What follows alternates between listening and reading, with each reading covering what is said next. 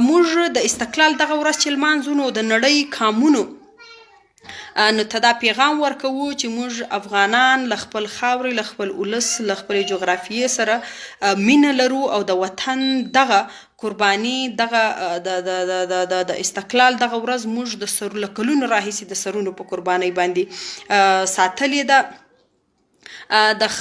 د ازادۍ، د خپلواکۍ دغه ورځ لمانځو د خپلې خاورې سره د مینې، د کلتور، د تهذیب، د سړیتوب او د پرله پسې د قربانیو عکاسي دغه ورځ چې کومه موږ لمانځو زموږ د هغې قربانیو عکاسي کوي.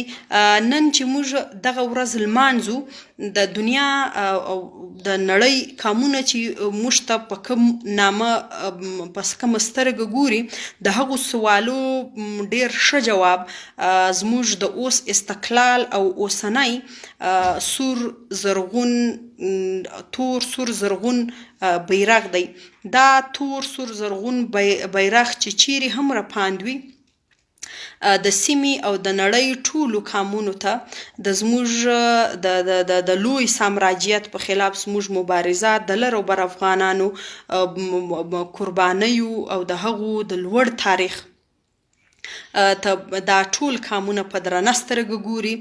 دا بیرغ چې کوم دی دا زموږ لوی تاریخ دی، ویاړلی تاریخ دی. دا بیرغ چې رپاند وي، د دې بیرغ په پس منظر کې د معلومو او نامعلومو شهیدانو قربانۍ تړلې دي.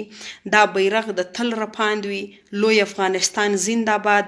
د استقلال ورځ مو بیا مبارک.